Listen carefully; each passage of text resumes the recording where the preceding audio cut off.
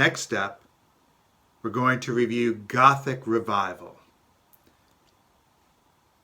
Common characteristics of Gothic Revival are pointed arches, steep roofs, verge board, and stick finials.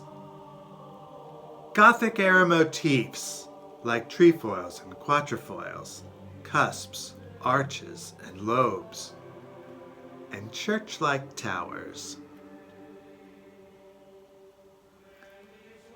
According to the Pennsylvania Historical and Museum Commission website, the most commonly identifiable feature of the Gothic Revival style is the pointed arch, used for windows, doors, and decorative elements like porches, dormers, and roof gables.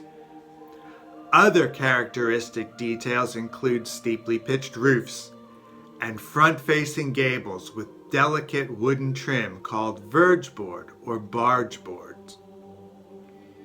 This distinctive incised wooden trim is often referred to as gingerbread and is the feature most associated with this style.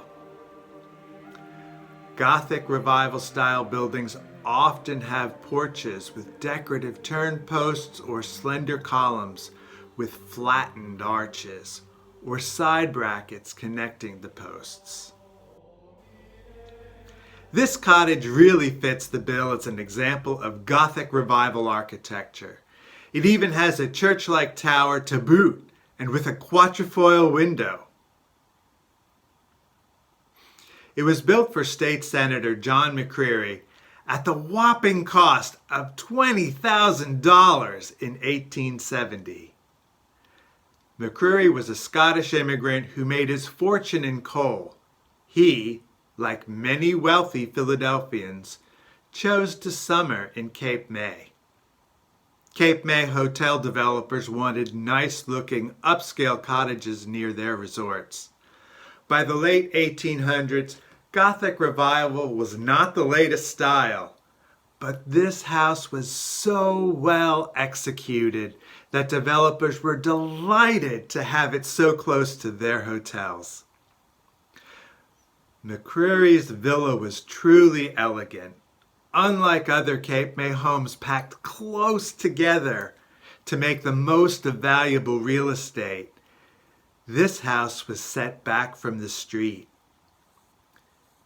This depiction from the 1890s showcases the house with the newly built cottages on Columbia Avenue. The house was still largely intact as of 100 years later in the 1980s. However, it had lost its tower's iron cresting and the surrounding picket fence.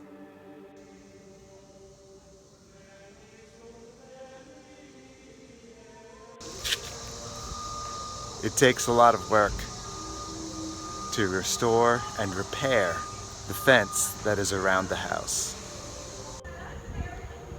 Practically all the fences of the 19th century were lost. Unlike porches, which have the advantage of having a roof to protect them, the wooden fences of this period had to stand up to the elements on their own. Most of them have been completely lost over time. Picket fences are my passion, and I even wrote a book about them. I think this design is so attractive, I added it when I updated my book for its second edition. If you want to make a cutout of this picket for your own fence, I include the full pattern in my book. While we're here at the Abbey on Gurney Street, we're going to take a few steps toward the ocean to check out the neighborhood. I'm here in front of the Stockton Cottages, and it gives me a feeling like I've been here before. Yet somehow I know that's impossible. This row of fanciful sister cottages all are very similar to each other, but they do have slight differences in appearance, with some minor changes to porch types and trims.